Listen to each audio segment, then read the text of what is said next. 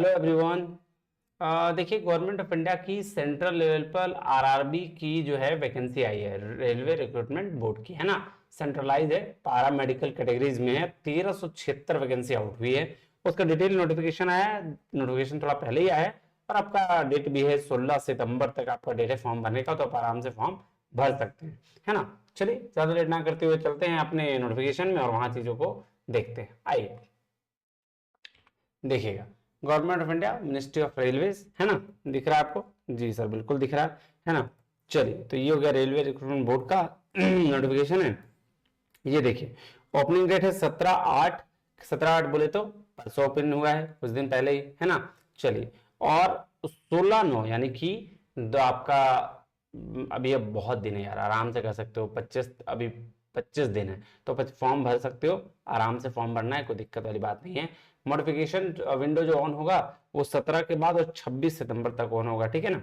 चलो, अब देखो, ये सारा ऑनलाइन एप्लीकेशन किया गया है। देखो किस किस चीज के लिए कौन कौन सा पोस्ट है, आपको क्लियर भी दिख रहा है। डाइटिशियन के लिए लेवल 7 पे 5 वैकेंसीज है। नर्सिंग सुपरिटेंडेंट के लिए 713 वैकेंसीज है ना। एज जो है 20 से 43 तक है। देखिए, सब कुछ दिया गया है। जो मेडिकल स्टैंडर्ड उसको ये मिलेगा, पेमेंट 44,900 मिलेगा, है ना। ये देखिएगा, ऑडियोलॉजिस्ट और स्पीच थेरेपिस्ट का 4 है, ठीक है। क्लिनिकल साइकोलॉजिस्ट का 7 है। डेंटल हाइजीनिस्ट का आपका 3 है। डायलिसिस टेक्नीशियन का 20 है। Health and malaria inspector grade 3 का 126 है। फिर लेबोरेटरी सुपरिटेंडेंट का 27 है। परफ्यूशनिस्ट का 2 है। फिजियोथेरेपिस्ट ग्रेड 2 20 है। ऑक्यूपेशनल थेरेपिस्ट का 2 है ना। कैथ लेबोरेटरी टेक्नीशियन का 2 है। फिर फार्मासिस्ट का 246 है। रेडियोग्राफर एक्सरे टेक्नीशियन का 64 है, ठीक है। उसके स्पीच थेरेपिस्ट का फिर से 1 है। कार्डियक टेक्नीशियन 4 है। ऑप्टोमेट्रिस्ट है 4 है। फिर ईसीजी टेक्नीशियन का 13 है। लेबोरेटरी असिस्टेंट ग्रेड 2 का 94 है। फील्ड वर्कर का 19 है। ये है 1376 सीट, ठीक है। कितने? 1376 सीट आपके पास अवेलेबल है, आप इसको भर सकते हैं, ठीक है। ये इंपॉर्टेंट इंस्ट्रक्शन है, देखिए 40 पेज का, तो मैं 40 पेज नहीं, जो इंपॉर्टेंट चीज होगा वो मैं आपको बता दूंगा, ठीक है जी। चलिए, आप देखें आगे क्या क्या इंपॉर्टेंट चीज है। देखिए, एज लिमिट के बारे में ना आपका आगे दिया हुआ है, तो मैं एज लिमिट के बारे में वहां आपको पारा 5.1 में समझा दूंगा, ठीक है। चलिए, ऑनलाइन एप्लीकेशन आपको फॉर्म करना है, ठीक है। एक अकाउंट क्रिएट करना है। उस अकाउंट को क्रिएट करने के बाद फिर आप अपना जो भी डिटेल्स है उसको फिल करके आप भर सकते हैं। डेट आपको पहले बता दिया कि 17/9/2026 से आपका 17 सितंबर से 26 सितंबर तक 2024 तक आपका क्या होगा सर, मॉडिफिकेशन होगा। और उससे पहले जो है वो डेट कब है सर? उससे पहले का डेट जो है वो 16 तारीख तक है। 16 सितंबर तक आपको फॉर्म भरने का, ठीक है। चलिए, 26 के बाद कोई भी तरह का इंटरटेनमेंट नहीं किया जाएगा कि आपका एग्जाम का फॉर्म भरना है या कुछ भी डिले हो गया, ऐसा कुछ नहीं है ना। नेगेटिव मार्किंग होगा 1/3, एक मतलब 3 क्वेश्चन गलत कीजिएगा तो एक एक क्वेश्चन का मार्क्स चला जाएगा, ठीक है। चलिए, बैंड आइटम्स क्या क्या चीज बैन है एग्जाम में वो सारा चीज दिया हुआ है। जैसे कोई भी इलेक्ट्रॉनिक गैजेट है वो बैंड होता है ना। ये सारा चीज बैन है। चलिए, उसके बाद क्या है, जनरल इंस्ट्रक्शन है, उसको आप पढ़ लीजिएगा, इसमें कोई बहुत बड़ा चीज ऐसा बात है नहीं, ठीक है। जो इंपॉर्टेंट है वो आगे है। हाँ, एग्जाम जो होगा वो सीबीटी मोड में होगा, ये बात रखिएगा। एग्जाम है आपका वो सीबीटी मोड में, ठीक है ना। जी सर, क्या क्या चीजें हैं आइए देखते हैं। देखिए, हेल्पलाइन दिया गया है नंबर कैंडिडेट के लिए, अगर कोई दिक्कत होता है तो आप यहाँ पे फोन करके भी जानकारी ले सकते हैं। वैकेंसीज भी दिया गया है ऊपर, आपको देखा था जी। मेडिकल स्टैंडर्ड B1 मतलब physically fit in all respect, C1 मतलब physically fit in all respect, सब में है।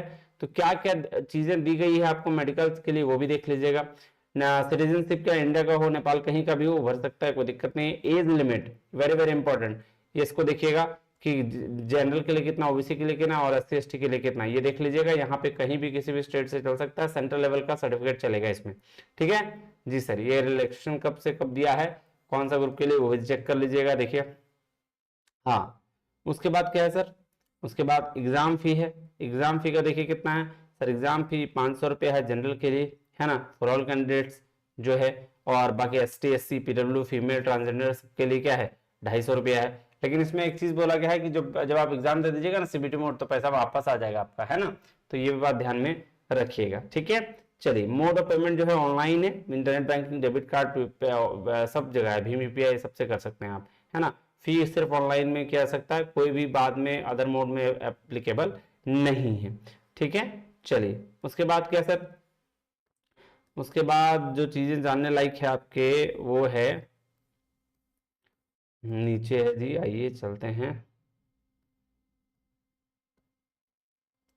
ये रिक्रूटमेंट प्रोसेस क्या होगा वो है ना, देखिए 90 मिनट का एग्जाम होगा, 100 क्वेश्चन होंगे, और जो पीडब्ल्यूडी कैंडिडेट हैं उसके लिए 120 मिनट का एग्जाम होगा। तो 90 मिनट 100 क्वेश्चन 100 मार्क्स अलॉट किया जाएगा। ठीक है, professional ability, general awareness, general arithmetic, general intelligence, reasoning और जनरल साइंस, सर ये सब 10 क्वेश्चन होंगे, और प्रोफेशनल एबिलिटी के 70 क्वेश्चन होंगे। ठीक है, चलिए उसके बाद का हर गलत क्वेश्चन के लिए 1/3 मार्क्स किया गया है, तो भैया आप नेगेटिव मार्किंग है, ध्यान से भरिएगा। ठीक है, उसके बाद 40% जो है वो जनरल आदमी को मार्क्स लाना है, 30% जो है एसटी और ओबीसी को लाना, और एसटी को 25% लाना है। इतना मार्क्स लाइएगा तभी आप पास हो पाइएगा, नहीं तो पास के लिए भी क्राइटेरिया नहीं रहेगा। और उसके बेस पर, परफॉर्मेंस के बेस पर 1:1 के रेशियो में आपको डॉक्यूमेंट वेरिफिकेशन के लिए बुलाया जाएगा। ठीक है जी, चलिए नॉर्मलाइजेशन भी होगा मार्क्स का, है ना, जो जिस तरह से पेपर पूछा जाएगा उस हिसाब से नॉर्मलाइजेशन भी होगा। ठीक है, डॉक्यूमेंट वेरिफिकेशन होगा। ठीक है, उसके बाद डॉक्यूमेंट वेरिफिकेशन के बाद आपका जॉब लग जाएगा फाइनली, नहीं जी। तो ये है प्रोसेस, और यहाँ से आप देखिए ये सारे वेबसाइट है आरआरबी के, यहाँ से फॉर्म भर सकते हैं, कोई दिक्कत वाली बात नहीं है। ठीक है, जनरल गाइडलाइंस है जब आप एप्लीकेशन सबमिट करेंगे तो उसके लिए। ठीक है, मॉडिफिकेशन ऑफ एप्लीकेशन कब होगा वो भी बता दिया था, है ना, इसको भी ध्यान में रखिएगा। बस इतना ही सारा चीज़ है, उसके बाद कॉल लेटर वगैरह आएगा, वो बात की बात है, पहले तो एग्जाम तो कंप्लीट करिए, है ना जी। बाकी आप एक बार नोटिफिकेशन जरूर पढ़ लीजिएगा, मेरे तरफ से इतना ही इन्फॉर्मेशन आपको देना था, है ना, ये याद रखिएगा।